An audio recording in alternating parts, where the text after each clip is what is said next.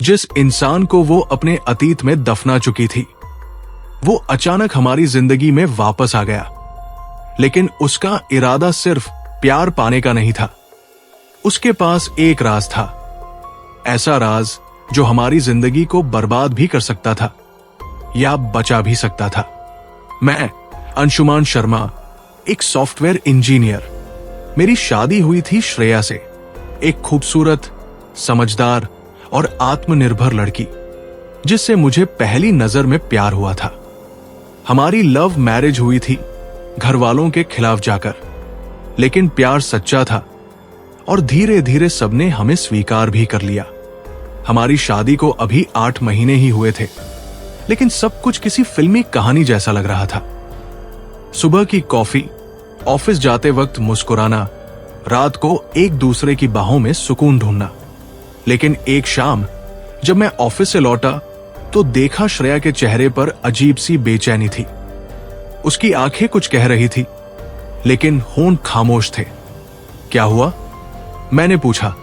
कुछ नहीं, उसने मुस्कुरा कर बात टाल दी। लेकिन मुझे पता था कुछ तो जरूर है। 2 दिन बाद एक अनजान नंबर से कॉल आया। हेलो अंशुमान, मैं रोहित बोल रहा हूं, श्रेया का कॉलेज फ्रेंड। क्या हम मिल सकते हैं?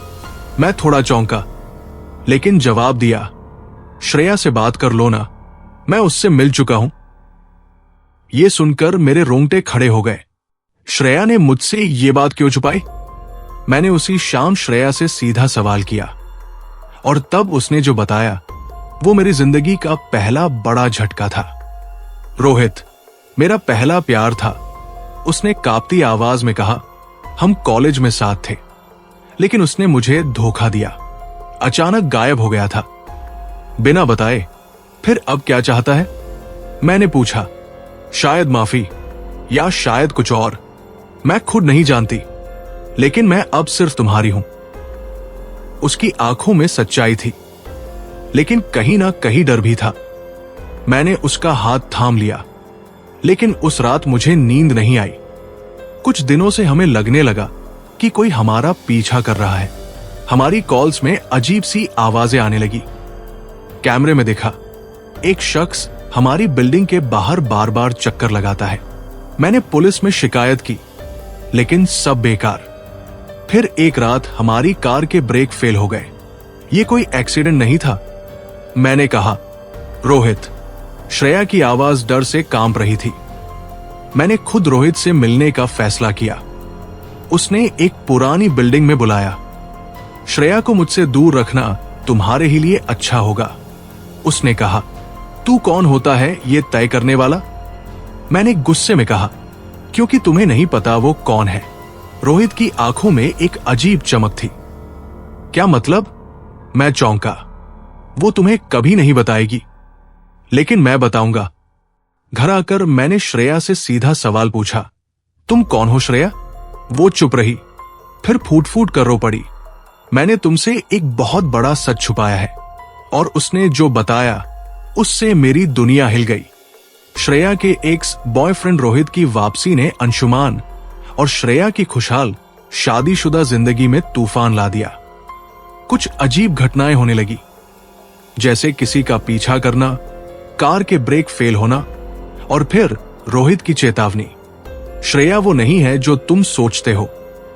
अब कहानी का असली रहस्य खुलने वाला है। मैंने उसके हाथ पकड़े। श्रेया, प्लीज सच बताओ, मैं जानना चाहता हूं। अब डर नहीं लग रहा मुझे, बस भरोसे की जरूरत है। वो चुप थी, उसकी सांसें तेज थी, चेहरा सफेद पड़ा था। मैं एक साइकोलॉजिकल रिसर्च प्रोग्राम का हिस्सा थी। कॉलेज के दौरान एक एक्सपेरिमेंट में मुझे ह्यूमन बिहेवियर कंट्रोल प्रोजेक्ट में शामिल किया गया था। वो सरकारी था, लेकिन गुप्त। मुझे अपने इमोशंस, अटैचमेंट्स, ब्रेकअप्स सब कुछ रिकॉर्ड करने को कहा गया था। और रोहित, वो मेरा सब्जेक्ट नहीं, को ऑपरेटिव रिसर्चर था। क्या मेरे होश उड़ गए। हमने प्यार को एक्सप्लोर करने के लिए झूठा रिश्ता बनाया था, लेकिन फिर सच में प्यार हो गया और जब वो प्रोजेक्ट खतरे में पड़ा, हमें अलग कर दिया गया। और अब वो वापस क्यों आया है? क्योंकि उस प्रोजेक्ट से जुड़े सारे लोगों को अब मारा जा रहा है। मैंने रोहित से मिलकर सच्चाई जानी चाहिए। वो अब पुलिस के लिए काम कर रहा था, उस प्रोजेक्ट की काली सच्चाइयां उजागर करने में। श्रेया की जान खतरे में है। वो उन 5 में से एक है जो जिंदा है, बाकी 4 रहस्यमयी मौतों का शिकार हो चुके हैं। पर किसने मारा? एक गुप्त यूनिट जो नहीं चाहती कि सच्चाई बाहर आए। और अब हमें छुपना होगा या लड़ना होगा। हम एक फार्म हाउस में छुप गए, लेकिन वहां सीसीटीवी फीड से दिखा कोई हमारी लोकेशन ट्रैक कर रहा है। अगले दिन एक धमाका होता है। हमारे सामने एक कार जलती है। ये वार्निंग है, रोहित कहता है। अब क्या करें? मैं पसीने में डूबा हुआ था।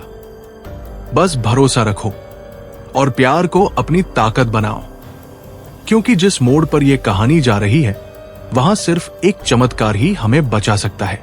हमें श्रेया की पुरानी चीजों में एक ब्लैक फोल्डर मिला, जिसमें प्रोजेक्ट न्यूरोलव 19 की फाइलें थी।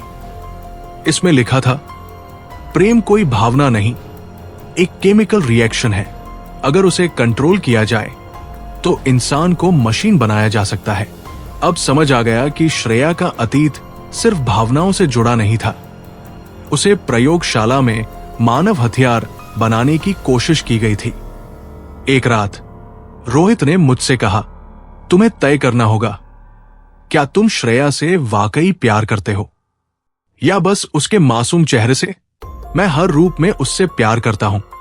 मैंने कहा, तो फिर उसकी रक्षा करो, क्योंकि अब एक मिशन शुरू होगा जिसमें या तो तुम मरोगे या जीतोगे।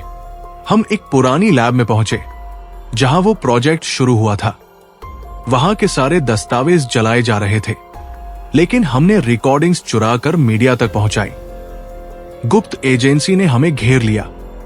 एक गोली चली, रोहित गिर पड़ा। मैंने श्रेया को भाल बनाकर बचाया, लेकिन तभी रोहित मरा नहीं था। उसके पास एक डिवाइस थी जिसे श्रेया ने गिफ्ट किया था, एक हार्ट बीट रेगुलेटर। मुझे लगा था प्यार सब खत्म कर देता है। रोहित बोला, पर यह तो जिंदगी देता है। लैब से निकले आखिरी शब्द थे, प्यार अगर सच्चा हो तो किसी भी साजिश से बड़ा होता है। हमने एक छोटा सा गांव चुना जिंदगी फिर से शुरू करने के लिए। श्रेया ने अपनी फीलिंग्स को लिखा किताब के रूप में। मैंने उसे गले लगाकर कहा, अब जो भी हो, तेरा अतीत हो या मेरा डर, मैं तुझसे दूर कभी नहीं जाऊंगा। आज भी जब हम किसी कपल को लड़ते देखते हैं, हम बस मुस्कुरा देते हैं, क्योंकि हमने वो सब झेला है जो किसी कहानी में होता है। रोहित अब भी हमारे टच में है। वो अब एक साइकोलॉजी प्रोफेसर है और हम अब सिर्फ पति पत्नी नहीं, एक दूसरे के रक्षक हैं, एक चमत्कारिक प्यार की कहानी के हिस्सेदार।